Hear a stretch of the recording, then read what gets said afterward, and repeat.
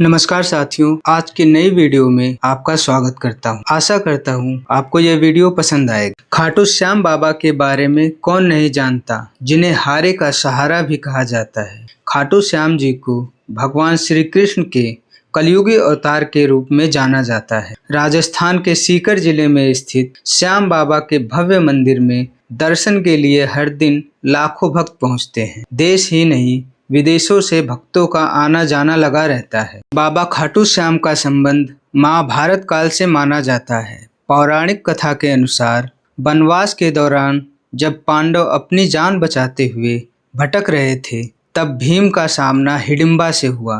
हिडिंबा ने भीम से एक पुत्र को जन्म दिया, जिनको घटोका कहा जाता है। घटोका से एक पुत्र हुआ जिनका नाम बर्बरिक था। बर्बरिक को ही खाटू श्याम जी के नाम से जाना जाता है। आइए जानते हैं बर्बरिक से खाटू श्याम बनने तक की कथा।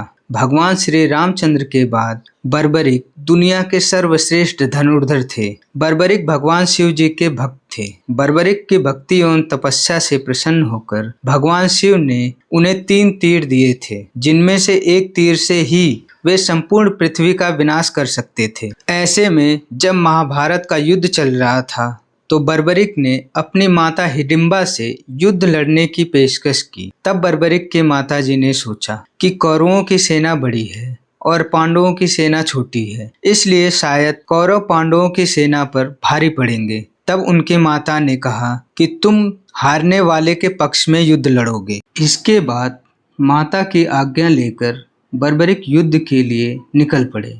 लेकिन भगवान श्री कृष्ण को पता था कि जीत पांडवों की होने वाली है।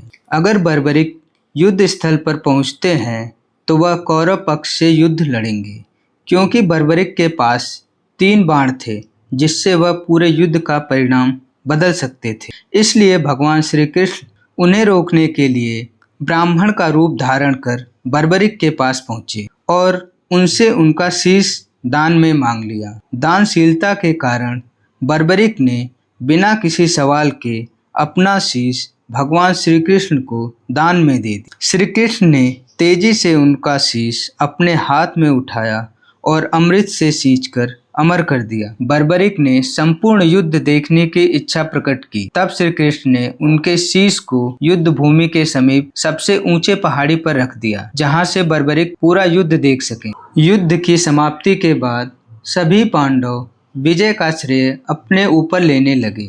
आखिरकार सभी निर्णय के लिए भगवान श्री कृष्ण के पास गए, तो श्री कृष्ण बोले, मैं स्वयं व्यस्त था, इसलिए मैं किसी का पराक्रम नहीं देख सका। ऐसा करते हैं, सभी बर्बरिक के पास चलते हैं। वहां पहुंचकर भगवान श्री कृष्ण ने पूछा तो बर्बरिक के शीश ने उत्तर दिया, भगवान, युद्ध में आपका सुदर्शन चक्र नाच रहा था और जगदम्बा लहू का पान कर रही थी। मुझे तो ये लोग कहीं भी नजर नहीं आए। तब श्री कृष्ण ने उनसे प्रसन्न होकर इनका नाम श्याम रख दिया।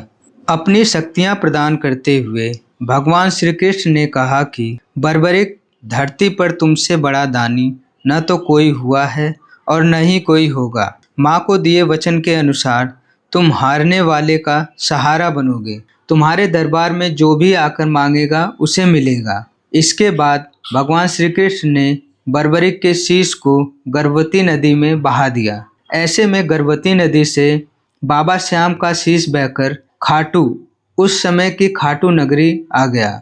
इसके पश्चात गर्भवती नदी लुप्त हो गई। कुछ समय पश्चात स्थानीय लोगों ने देखा कि पीपल के पेड़ के पास रोज एक गाय अपने आप दूध देती थी। लोगों को हैरानी हुई, तो उन्होंने इस जगह की खुदाई करवाई, तो वहां से बाबा श्याम का शीश निकला।